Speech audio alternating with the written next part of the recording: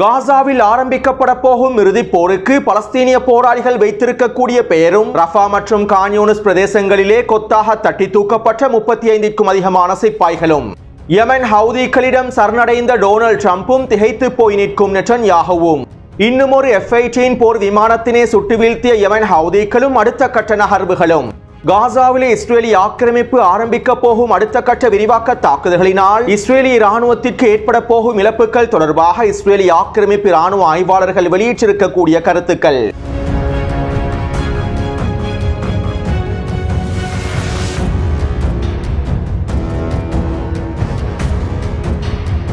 யெமனினுடைய சனா சர்வதேச விமான நிலையத்தினை இலக்கு வைத்து இஸ்ரேலிய ஆக்கிரமிப்பு மேற்கொண்ட வான்வழி தாக்குதல்களில் குறித்த விமான நிலையமானது முழுமையாக தரைமட்டமாக்கப்பட்டுள்ளது. குறித்த விமான நிலையத்தின் பயணிகள் இருக்கை அறைகளும் விமான ஓடு பாதைகளும் நிலைநிறுத்தி வைக்கப்பட்டிருந்த 2 விமானங்களும் முழுமையாக அளிக்கப்பட்டுள்ளன.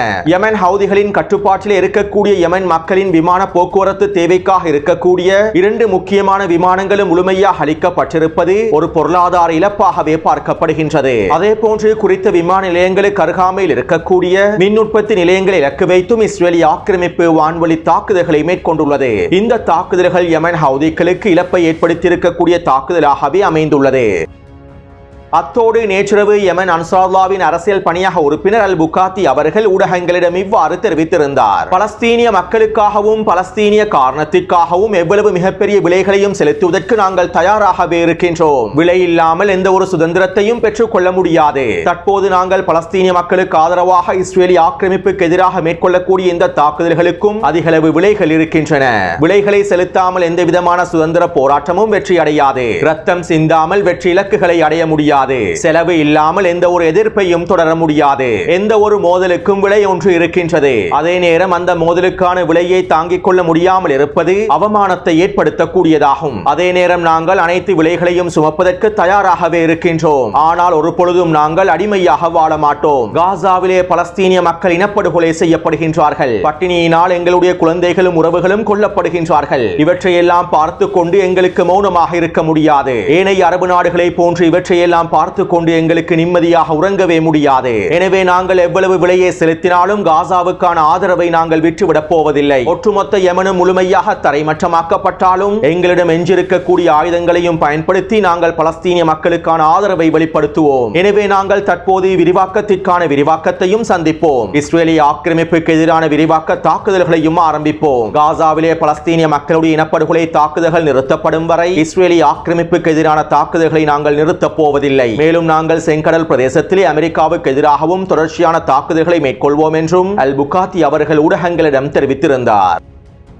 அத்தோடு வருகின்ற 17ஆம் தேதி அமெரிக்காவுக்கு எதிராக ஒரு மிகப்பெரிய விரிவாக்கத்தினை ஆரம்பிப்பதாக யெமன் ஹவுதிகள் அறிவித்திருந்தார்கள். யெமனுக்குள்ளே அமெரிக்கா தொடர்ச்சியான வான்வழி தாக்குதல்களை மேற்கொண்டு வருவதனால் செங்கடல் பிரதேசத்தினூடாகவும் ஏடன் வளைகுடா பிரதேசத்தினூடாகவும் அரேபிய கடல் பிரதேசத்தினூடாகவும் இந்திய பெருங்கடல் பிரதேசத்தினூடாகவும் செல்லக்கூடிய அமெரிக்காவின் ஒட்டுமொத்த எண்ணெய் வர்த்தகத்தையும் நாங்கள் முழுமையாக தடுத்து நிறுத்தப் போவதாக யெமன் ஹவுதிகள் அறிவித்திருந்தார்கள். அமெரிக்காவினுடைய எண்ணெய் கப்பல்களை கொண்டு செல்லக்கூடிய ஒவ்வொரு கப்பல்களையும் நாங்கள் இலக்கு வைத்து தாக்குதல்களை மேற்கொள்வோம் என்றும் டொனால்ட் ட்ரம்பினுடைய நிர்வாகத்திற்கு எச்சரிக்கைகளை வெளியிட்டிருந்தார்கள். அது மட்டுமல்லாமல் டொனால்ட் ட்ரம்பின் மத்திய கிழக்கிற்கான விஜயத்தின் போது சில ஆச்சரியப்படுத்தக்கூடிய தாக்குதல்களை மேற்கொள்வதற்கு தயாராக இருப்பதாகவும் யெமன் ஊடகங்கள் குறிப்பிட்டிருந்தன.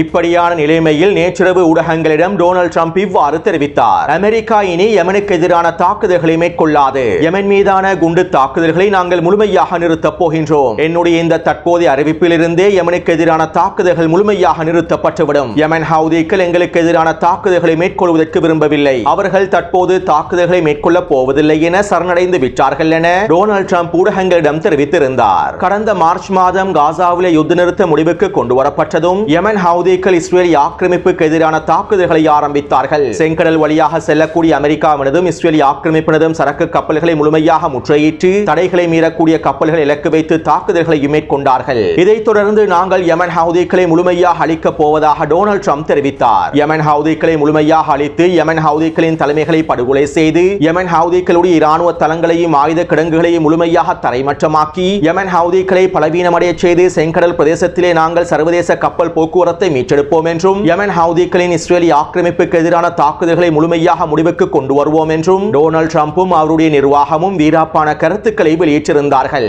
இதற்கமைவாக அமெரிக்காவின் கடற்படையையும் போர் கப்பல்களையும் செங்கடல் பிரதேசத்திலே களமிறக்கினார்கள். ஆனால் தற்போது டொனால்ட் ட்ரம்ப் யெமன் ஹவுதிகளுக்கு எதிரான தாக்குதல்களை நிறுத்திவிட்டதாக அறிவித்துள்ளார். அத்தோடு அமெரிக்காவின் பொலிட்டிகோ ஊடகமானது இவ்வாறு செய்திகளை வெளியிட்டுள்ளது. ஏமாற்றம் அளிக்கக்கூடிய முடிவுகள், அதிக செலவுகள், இராணுவ இழப்புகளின் காரணமாக டொனால்ட் ட்ரம்ப் யெமன் ஹவுதிகளுக்கு எதிரான தாக்குதல்களை நிறுத்துவதாக அறிவித்துள்ளார் என அமெரிக்காவின் பொலிட்டிகோ ஊடகம் செய்திகளை வெளியிட்டுள்ளது. அதே போன்று யெமன் ஹவுதிகளுக்கு எதிரான தாக்குதல்களை வெற்றி கொள்ள முடியாததன் காரணத்தினாலும் அதிகளவான செலவுகள் ஏற்பட்டிருப்பதன் காரணத்தினாலும் யெமன் ஹவுதிகளின் தலைமைகளை கூட படுகொலை செய்ய முடியாததன் காரணத்தினாலும் டொனால்ட் ட்ரம்ப் யெமன் ஹவுதிகளுடன் சமாதானத்தினை ஏற்படுத்துவதற்கான முயற்சிகளை மேற்கொண்டுள்ளார் என்றும் CNN ஊடகம், ராய்ட்டர்ஸ் ஊடகம் போன்ற பல அமெரிக்க ஊடகங்கள் செய்திகளை வெளியிட்டுள்ளன. கடந்த 2 மாதமாக அமெரிக்கா யெமனுக்கு எதிராக 1000க்கும் அதிகமான வான்வழி தாக்குதல்களை மேற்கொண்டுள்ளது. யெமனினுடைய ஹுதைதா துறைமுகத்தையும் சனா மற்றும் சதா பிரதேசங்களையும் இலக்கு வைத்து உச்சக்கட்ட வான்வழி தாக்குதல்களை மேற்கொண்டிருந்தது. கடந்த 2 மாதமாக மேற்கொண்டிருக்கக்கூடிய இந்த தாக்குதல்களுக்கு $8 பில்லியன் அதிகமான பணம் செலவிடப்பட்டிருப்பதாகவும் தெரிவிக்கப்படுகின்றது. அது மட்டுமல்லாமல் 2 மாதத்திற்குள்ளே யெமன் ஹவுதி இராணுவத்தினர் அமெரிக்காவின் 22 MQ-9 ட்ரோன்களையும் முழுமையாக சுட்டு வீழ்த்தியுள்ளார்கள். எனவே ஒட்டுமொத்தமாக எடுத்து நோக்கும் போது ஜோ பைடனின் நிர்வாகத்தை விட டொனால்ட் ட்ரம்பின் நிர்வாகம் செங்கடல் பிரதேசத்திலே மிகப்பெரிய இழப்புகளை சந்தித்துள்ளது. ஜோ பைடனின் நிர்வாகம் செங்கடல் பிரதேசத்திலே 12 மாதங்களுக்கு மேலாக நிலைத்திருந்தது. ஆனால் வெறும் 2 மாதத்திற்குள்ளேயே டொனால்ட் ட்ரம்பினுடைய நிர்வாகமும் அமெரிக்க கடற்படையினரும் செங்கடல் பிரதேசத்திலிருந்து தெரித்து ஓடுவதற்கும் ஆரம்பித்து விட்டார்கள். மேலும் இந்த தோல்வியை கூட தோல்வி என்று ஏற்றுக்கொள்ள முடியாமல் அமெரிக்காவுக்கு எதிராக யெமன் ஹவுதிகள் தாக்குதல்களை மேற்கொள்ள விரும்பவில்லை என்றும் டொனால்ட் ட்ரம்ப் கருத்துக்களை வெளியிட்டு அவருடைய உண்மையான தோல்வியையும் மாயைகளையும் உறுதிப்படுத்தியுள்ளார். அடுத்து இங்கிருக்கக்கூடிய இன்னும் ஒரு சுவாரஸ்யமான விடயம் என்னவென்றால், நாங்கள் யெமன் ஹவுதிகளுக்கு எதிரான தாக்குதல்களை நிறுத்திவிட்டோம், இதற்கு பிறகு யெமன் மீது நாங்கள் வான்வழி தாக்குதல்களை மேற்கொள்ள போவதில்லை என டொனால்ட் ட்ரம்ப் அறிவித்து 2 மணித்தியாலங்களுக்கு பிறகு யெமன் ஹவுதிகள் செங்கடல் பிரதேசத்திலே நிலைநிறுத்தப்பட்டிருக்கக்கூடிய அமெரிக்காவின் போர்க்கப்பல்களுக்கு எதிராக வீரியமான ஏவுகணை தாக்குதல்களையும் ட்ரோன் தாக்குதல்களையும் மேற்கொண்டுள்ளார்கள். கிட்டத்தட்ட 30க்கும் அதிகமான ஏவுகணைகளையும் ட்ரோன்களையும் பயன்படுத்தி இந்த தாக்குதல்கள் மேற்கொள்ளப்பட்டிருப்பதாகவும் யெமன் ஊடகங்கள் தெரிவித்துள்ளன. அது மட்டுமல்லாமல் இந்த தாக்குதல்களை தடுத்து நிறுத்துவதற்காக அமெரிக்காவின் போர்க்கப்பலில் இருந்து வெளியேறிய F-18 போர் விமானத்தையும் யெமன் ஹவுதிகள் சுட்டு வீழ்த்தியுள்ளார்கள். ஏற்கனவே கடந்த 10 நாட்களுக்கு முன்பு யெமன் ஹவுதிகள் F-18 போர் விமானத்தினை சுட்டு வீழ்த்தி இருந்தார்கள். தற்போது 2வது F-18 போர் விமானத்தையும் யெமன் ஹவுதிகள் சுட்டு வீழ்த்தியுள்ளார்கள். மேலும் இதனை CNN ஊடகமும் ராய்ட்டர்ஸ் ஊடகமும் உறுதிப்படுத்தியுள்ளன. எனவே டொனால்ட் ட்ரம்பின் இந்த அறிவித்தலுக்கு பிறகே யெமன் ஹவுதி இராணுவத்தினர் F-18 போர் விமானத்தையும் சுட்டு வீழ்த்தியுள்ளார்கள் என்பதும் குறிப்பிடத்தக்க விடயமாகும்.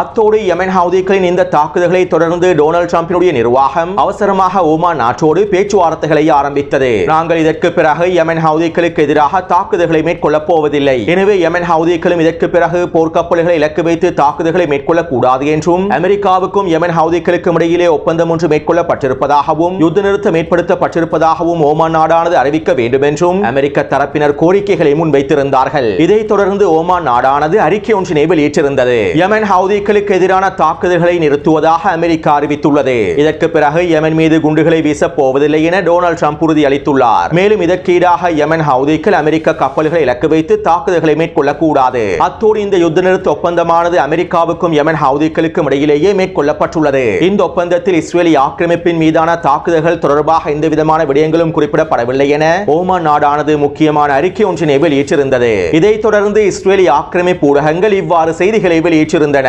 டொனால்ட் ட்ரம்ப் இஸ்ரேலை பஸ்ஸுக்கு அடியில் எறிந்து விட்டார். யெமன் ஹவுதிகளுக்கு எதிரான தாக்குதல்களை நிறுத்துவது தொடர்பாக டொனால்ட் ட்ரம்ப் இஸ்ரேலிய தலைமைகளோடு எந்த விதமான கலந்துரையாடல்களையும் மேற்கொண்டிருக்கவில்லை. இவை தொடர்பாக இஸ்ரேலுக்கு எந்த விதமான அறிவித்தல்களும் வழங்கப்படவில்லை. தற்போது டொனால்ட் ட்ரம்ப் திடீரென யெமன் ஹவுதிகளோடு சமாதானத்தினை அறிவித்துள்ளார். இஸ்ரேலுக்கு எதிரான தாக்குதல்களை நிறுத்துவதற்காகவும் செங்கடல் பிரதேசத்தினுடைய முற்றுகையினை முடிவுக்கு கொண்டு வருவதற்காகவுமே டொனால்ட் ட்ரம்பினுடைய தலைமைக்கு கீழால் யெமன் ஹவுதிகளுக்கு எதிரான தாக்குதல்கள் ஆரம்பிக்கப்பட்டிருந்தது. இவ்வாறு தாக்குதல்கள் ஆரம்பிக்கப்பட்டிருப்பதற்கான உண்மையான காரணத்தை கூட தற்போது டொனால்ட் ட்ரம்ப் முழுமையாக தூக்கி எறிந்து விட்டார். இஸ்ரேலுக்கு எதிரான தாக்குதல்கள் நிறுத்தப்படுவது தொடர்பாக எந்த விதமான நிபந்தனைகளையும் முன்வைக்காமல் அமெரிக்க கப்பல்களுக்கு எதிரான தாக்குதல்களை மாத்திரம் நிறுத்துவதற்கு டொனால்ட் ட்ரம்ப் தற்போது சம்மதித்துள்ளார். உண்மையில் என்ன நடக்கின்றது என்று எங்களுக்கு புரியவில்லை. டொனால்ட் ட்ரம்ப் இஸ்ரேலை ஏமாற்றி விட்டார் என இஸ்ரேலிய ஆக்கிரமிப்பு ஊடகங்கள் செய்திகளை வெளியிட்டிருந்தன. அதே போன்று டொனால்ட் ட்ரம்பின் அறிவிப்பை தொடர்ந்து நெட்டன்யாஹூ திகைத்து போய் இருப்பதாகவும் யெமனுக்கு எதிரான தாக்குதல் பிரச்சாரத்தின் காரணத்தையே தற்போது டொனால்ட் ட்ரம்ப் கைவிற்றிருப்பது ஒரு மிகப்பெரிய ஆச்சரியத்தினை ஏற்படுத்தி இருப்பதாகவும் இஸ்ரேலிய ஆக்கிரமிப்பின் வல்லா ஊடகம் செய்திகளை வெளியிட்டுள்ளது.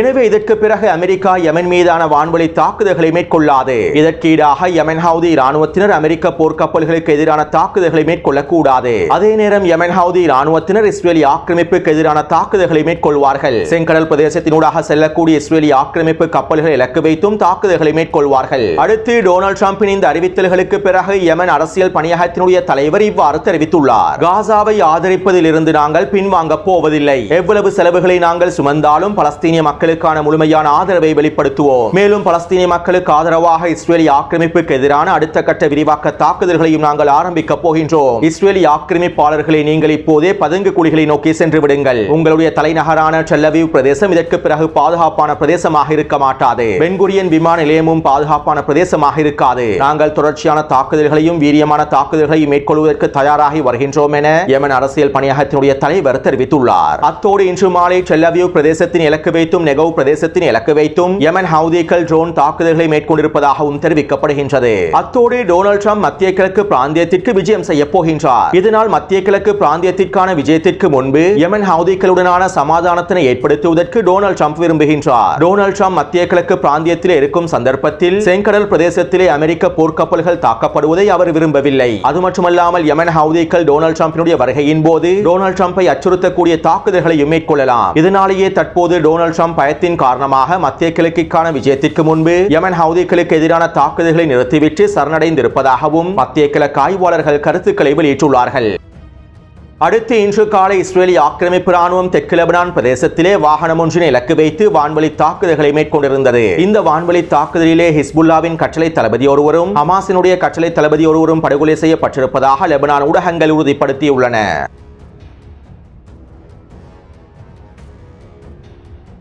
அடுத்து இஸ்ரேலிய ஆக்கிரமிப்பு காசாவிலே ஆரம்பிக்க போகும் அடுத்த கட்ட விரிவாக்க தாக்குதல் தொடர்பாக எடியோ ஊடகத்தினுடைய இராணுவ ஆய்வாளர் இவ்வாறு தெரிவித்துள்ளார். இஸ்ரேலிய இராணுவம் காசாவிற்குள்ளே அடுத்த கட்ட விரிவாக்க தாக்குதல்களை ஆரம்பிக்க போகின்றது. சிப்பாய்களுடைய பற்றாக்குறைக்கு மத்தியில் அதிகாரிகளுடைய பற்றாக்குறைக்கு மத்தியில் காசாவின் களத்திற்குள்ளே மீண்டும் திரும்பி முழுமையான போரை ஆரம்பிப்பது இஸ்ரேலிய இராணுவம் தற்கொலை செய்து கொள்வதற்கு சமனானதாகும். அதிகளவான ரிசர்வ் சிப்பாய்களும் தற்போது காசாவின் களத்திற்கு திரும்புவதற்கான விருப்பத்தினை தெரிவிக்கவில்லை. மேலும் உளரீதியாக ஏற்பட்ட இருக்கக்கூடிய பாதிப்புகளில் இருந்து ரிசர்வ் சிப்பாய்கள் மீளவில்லை. தற்போது நெட்டன்யாஹூ அவருடைய அரசியல் வாழ்க்கையை பாதுகாத்துக் கொள்வதற்காகவும் அவருடைய பதவியை பாதுகாத்துக் கொள்வதற்காகவும் காசாவிற்குள்ளே எங்களுடைய இஸ்ரேலிய ராணுவ சிப்பாய்களை பலி கொடுக்க போகின்றார். அது மட்டுமல்லாமல் இஸ்ரேலிய ராணுவம் காசாவிற்குள்ளே வீரியமான அடுத்த கட்ட தரைவழி தாக்குதல்களை ஆரம்பிப்பதனால் எங்களுடைய இஸ்ரேலிய பணைய கைதிகளை ஒரு பொழுதும் உயிரோடு மீட்டெடுக்கவே முடியாது. காசாவிலே தற்போது 21 இஸ்ரேலிய கைதிகள் உயிரோடு இருக்கின்றார்கள். மேலும் இந்த தரைவழி தாக்குதலினால் நாங்கள் இவர்களுடைய உடல்களை மாத்திரமே பெற்றுக்கொள்ள முடியும். அது மட்டுமல்லாமல் இஸ்ரேலிய பணைய கைதிகளின் உடல்களை மாத்திரம் பெற்றுக் கொள்வதன் மூலமாக இஸ்ரேலினுடைய அரசியல் களத்தில் மிகப்பெரிய பதற்ற நிலைமையானது ஏற்படுத்தப்படலாம். எங்களுடைய பணைய கைதிகளை உயிரோடு மீட்டெடுக்க முடியாமல் அவர்கள் கொல்லப்பட்ட நிலையில் மீட்டெடுக்கப்படுவது இஸ்ரேலினுடைய எதிர்காலத்திற்கு மிகப்பெரிய பாதிப்புகளை ஏற்படுத்தக்கூடியதாகும். எனவே பல சிக்கல்களுக்கு மத்தியில் காசாவிற்குள்ளே மீண்டும் தரைவழி தாக்குதல்களை ஆரம்பிப்பது ஒரு மிகப்பெரிய முட்டாள்தனமான விடயமாகும். மேலும் இதன் மூலமாக நாங்கள் மிகப்பெரிய இழப்புகளையே சந்திக்கப் போகின்றோம் என எடியோ ஊடகத்தினுடைய இராணுவ ஆய்வாளர் தெரிவித்துள்ளார். அடுத்து இஸ்ரேலிய ஆக்கிரமிப்பு ராணுவம் வடக்கு காசாவின் கிழக்கு பிரதேசத்திலும் மத்திய காசா பிரதேசத்திலும் கான்யூனிஸ் பகுதிகளிலும் தொடர்ச்சியான வான்வழி தாக்குதல்களை மேற்கொண்டு வருகின்றது. கடந்த 24 மணித்தியாலங்களுக்குள் இஸ்ரேலிய ஆக்கிரமிப்பு மேற்கொண்டிருக்கக்கூடிய வான்வழி தாக்குதல்களினால் 40க்கும் அதிகமான பலஸ்தீனிய மக்கள் இனப்படுகொலை செய்யப்பட்டுள்ளார்கள். அத்தோடு இஸ்ரேலிய ஆக்கிரமிப்பு ராணுவம் காசாவிலே ஆரம்பிக்க போகும் அடுத்த கட்ட விரிவாக்க தாக்குதலுக்கு கிடியோன் ஸ்டெரியோட் என்று பெயர் வைத்துள்ளார்கள். ஹமாஸை முழுமையாக அழிக்கக்கூடிய, ஹமாஸை முழுமையாக சரணடைய வைக்கக்கூடிய மிகப்பெரிய தாக்குதலாகவே இந்த போர் அமைய போகின்றது என்றும் தெரிவித்துள்ளார்கள். அதே போன்று இந்த இறுதிக்கட்ட போருக்கு பலஸ்தீனிய போராளிகளும் புதிய பெயரை வைத்துள்ளார்கள். அதாவது இந்த இறுதிக்கட்ட போருக்கு பலஸ்தீனிய போராளிகள் நரகத்தின் கதவுகள் என்று பெயர் வைத்துள்ளார்கள். இந்த இறுதிக்கட்ட போரிலே நாங்கள் நரகத்தின் கதவுகளை திறக்கப் போகின்றோம் என்றும் ஆக்கிரமிப்புக்கு நரகத்தினை காண்பிக்கப் போகின்றோம் என்றும் பலஸ்தீனிய போராளிகள் தெரிவித்துள்ளார்கள். அது மட்டுமல்லாமல் பலஸ்தீனிய போராளிகள் நரகத்தின் வாயில்கள் என்கின்ற இந்த தாக்குதல்களை தற்போதே ஆரம்பித்து விட்டார்கள். மேலும் இந்த நரகத்தின் வாயில்களை திறக்கக்கூடிய தாக்குதல்களுடைய ஆரம்பமாக ரஃபாவின் கிழக்கு பிரதேச பிரதேசத்திலே ஒரு வீரியமான தாக்குதல் ஒன்றை மேற்கொண்டுள்ளார்கள். இதற்கமைவாக ரஃபா நகருக்கு கிழக்கே 10 சிப்பாய்களும் 2 நாய்களும் காலாட்படை ஒன்றும் வருகை தந்துள்ளது. இந்த சந்தர்ப்பத்திலே பலஸ்தீனிய போராளிகள் அவர்களை சுற்றி வளைத்து ராதியா மற்றும் தாக்கிப் வெடிகுண்டு பொறிகளை பயன்படுத்தி தாக்குதல்களை மேற்கொண்டுள்ளார்கள். அது மட்டுமல்லாமல் இஸ்ரேலி ஆக்கிரமிப்பு சிப்பாய்களை சுற்றி வளைத்து எந்திர துப்பாக்கிச்சூட்டு தாக்குதல்களையும் யாசின் ஏவுகணை தாக்குதல்களையும் மேற்கொண்டுள்ளார்கள். இந்த தாக்குதலிலே இஸ்ரேலி ஆக்கிரமிப்பின் 10 சிப்பாய்களும் காலாட்படையும் மொத்தமாக தட்டி தூக்கப்பட்டிருப்பதாக தெரிவிக்கப்படுகின்றது. குறித்த பிரதேசத்திலே கொல்லப்பட்ட படுகாயமடைந்த சிப்பாய்களை அள்ளிச் செல்வதற்காக 5க்கும் அதிகமான ஹெலிகாப்டர்கள் வருகை தந்திருந்ததாகவும் இஸ்ரேலி ஆக்கிரமிப்பு ஊடகங்கள் உறுதிப்படுத்தியுள்ளன. அதே போன்று கான்யூனிஸ் கிழக்கு பிரதேசமான அல் அவுதா பாதை கருகாமையில் ஒரு கன்னிவெடி பொறியொன்றினை பொருத்தியுள்ளார்கள். மேலும் இஸ்ரேலி ஆக்கிரமிப்பின் 15க்கும் அதிகமான சிப்பாய்கள் குறித்த பிரதேசத்தை அடைந்ததும் குறித்த கன்னிவெடி பொறியை வெடிக்கச் செய்து அவர்களை மொத்தமாக தட்டி தூக்கியுள்ளார்கள். மேலும் இவர்களை அள்ளிச் செல்வதற்காகவும் மீட்பதற்காகவும் வருகை தந்த 2 மெர்காவா போர்த்தாங்கி வாகனங்களையும் யாசின் ஏவுகணை மூலமாக கொத்தாக தட்டி தூக்கியுள்ளார்கள். அதே போன்று ரஃபாவின் அல் மஷூர் பிரதேசத்திலே வீடொன்றிற்குள்ளே 10க்கும் அதிகமான சிப்பாய்கள் பதுங்கி இருந்துள்ளார்கள். இதன்போது பலஸ்தீனிய போராளிகள் குறித்த வீட்டை சுற்றி வளைத்து டிபிஜி ஏவுகணை தாக்குதல்களை மேற்கொண்டுள்ளார்கள். இந்த தாக்குதலிலே குறித்த வீடானது முழுமையாக இடிந்து விழுந்து 10க்கும் அதிகமான சிப்பாய்களும் மொத்தமாக அழிக்கப்பட்டுள்ளார்கள். மேலும் இவர்களை மீட்பதற்காக வருகை தந்த 6 இஸ்ரேலிய சிப்பாய்களுக்கு எதிராக யாசின் ஏவுகணை தாக்குதல்களை மேற்கொண்டு அவர்களை பூஜ்ய தூரத்தில் அளித்திருப்பதாகவும் தெரிவிக்கப்படுகின்றது. எனவே நேற்று மாலை 6 மணியிலிருந்து இன்று மாலை 6 மணி வரையில் கிடைக்கப்பெற்ற தகவல்களுக்கு அமைவாக 2 மெர்காவா போர்த்தாங்கி வாகனங்களும் 35க்கும் அதிகமான சிப்பாய்களும் மொத்தமாக அளிக்கப்பட்டுள்ளார்கள். எனவே இந்த காணொளி தொடர்பான கருத்துக்களை பதிவிடுங்கள். தொடர்ந்தும் என்னுடன் இணைந்திருங்கள். நன்றி, வணக்கம்.